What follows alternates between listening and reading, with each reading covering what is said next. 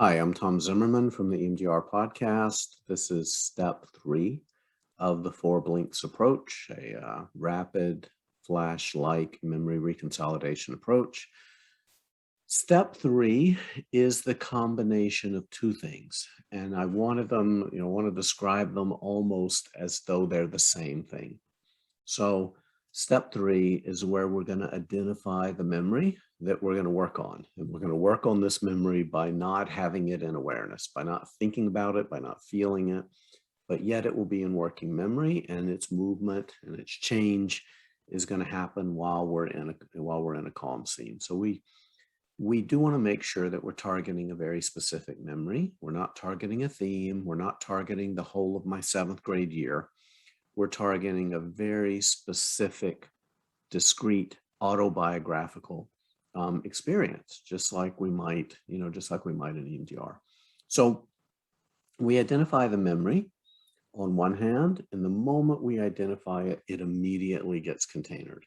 A lot of the goal is not to trip the amygdala. We're going to be very, very careful not to do anything with that memory that's going to cause it to play. And we want to be very, very careful from this point, at least for the next few times that we touch or interact with the memory, because it's right here.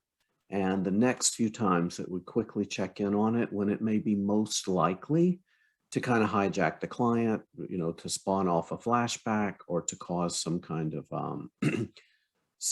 of intrusive response, let's say.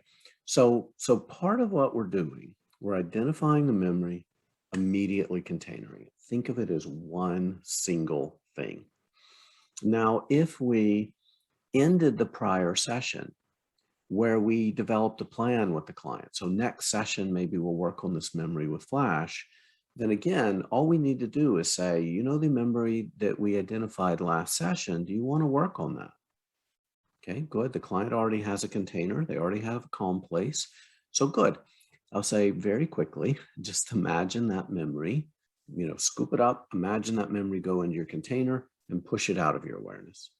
So the container in this approach is a little bit different than an EMDR.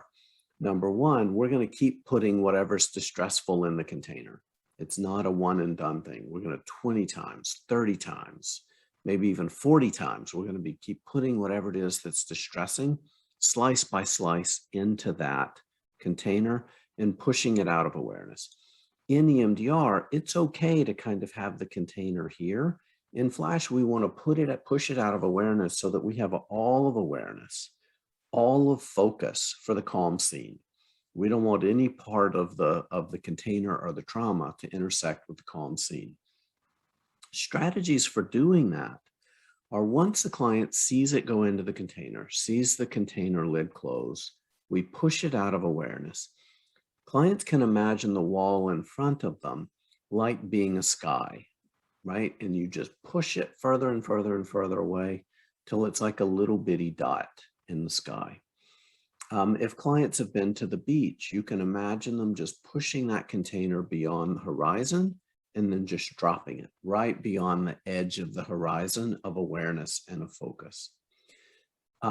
Clients may grumble a little bit because what we're containing is important. It may even be true, right? So lots and lots of times, what we're containing are going to be things that in other therapies we ask clients to sit with and notice and tolerate the distress of. In this, whatever's coming that's distressing, even if it's coming adaptively, that simply means we may have activated that memory a little bit too much. We need to scoop it up, push it out of awareness. We may need to vacuum distress out of the body, because one of the ways that distress that we're going to need to container may come is in the form of body sensations.